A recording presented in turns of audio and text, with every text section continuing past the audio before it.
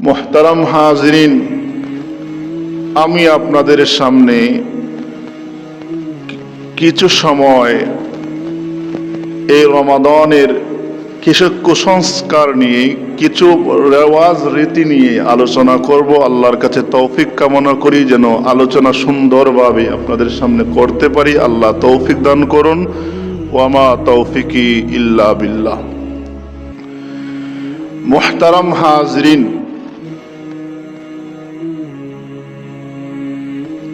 রমাদানে মেয়ের বাড়ি থেকে ইফতারি সুন্নাহ নাকি সামাজিক চাপ?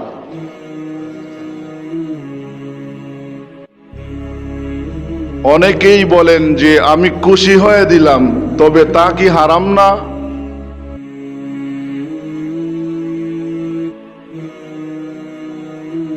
আমাদের দেশে বহুল প্রচলিত, বহুল প্রতিষ্ঠিত একটা কুসংস্কার হলো, একটা রেওয়াজ রীতি হইল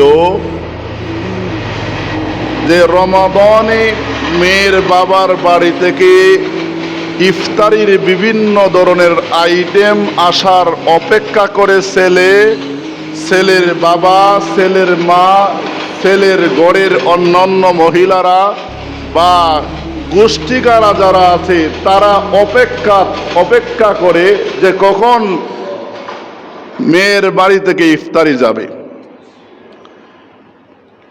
মুহতারাম হাজিরিন, সম্মানিত মুসল্লিয়ানে কেরাম, তো রমাদানে মেয়ের বাড়ির ইফতারি সুন্নাহ নাকি সামাজিক চাপ? রমজান রহমত, তাকওয়া, সংযমের মাস। রমাদান রহমত, তাকওয়া, সংযমের মাস। সুবহানাল্লাহ। কিন্তু দুঃখজনকভাবে আমাদের দেশে বিভিন্ন জায়গায়, প্রায় অনেক স্থানেই মেয়ের বাড়ির ইফতারির জন্য যে একটা সিস্টেম বা প্রথা, সেটা বাধ্যতামূলকভাবে চালু আছে। এবার এটি যদি হয় সামাজিক চাপের কারণ, এবার এটি যদি হয় সম্মানের ভয়ে, এবার এটি যদি হয় না দিলে সম্পর্ক নষ্ট হবে, তবে এটা তো এক প্রকার যৌতুক হয়ে যায়। কথা বলেন ঠিক না বেটি? আর যা যৌতুক হলো, ইসলামের সুস্পষ্ট বিধান হলো হারাম। যৌতুক ইসলামে স্পষ্ট হারাম। সূরাতুল বাকারার 2 নম্বর পারা, সূরাতুল বাকারা 188 নম্বর আয়াতে আল্লাহ পাক বলেন, ওয়ালা তাকুলু আমওয়ালাকুম বাইনাকুম বিল বাতিল। আল্লাহ পরওয়ারদিগারে আলম বলেন, তোমরা অন্যের সম্পদ অন্যায়ভাবে ভক্ষণ করো না।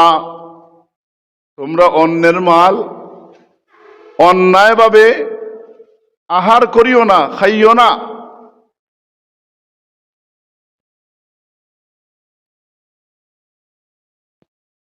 আল্লাহ পাক রব্বুল আলামিন সূরা নিসায়ে বলেন, ইয়া আইয়ুহাল্লাযীনা আমানু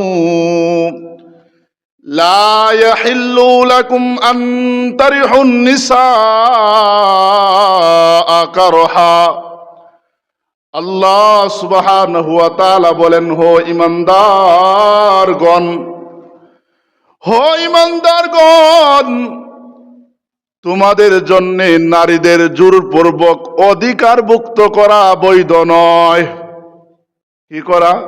নারীদেরকে জোরপূর্বক ভাবে অধিকারভুক্ত করা বৈধ নয়। রাসূল করিম সাল্লাল্লাহু আলাইহি ওয়াসাল্লাম হাদিস শরীফের মধ্যে বলেছেন, লা দারারা ওয়ালা দিরারা। নবী করিম সাল্লাল্লাহু আলাইহি ওয়াসাল্লাম বলেন, নিজের ক্ষতি করো না, অন্যের ক্ষতিও করিও না। নিজের ক্ষতিও করবেন না, এবং অন্যের ক্ষতিও করবেন না। সুবহানাল্লাহ হইতা না, জোরে বলেন সুবহানাল্লাহ।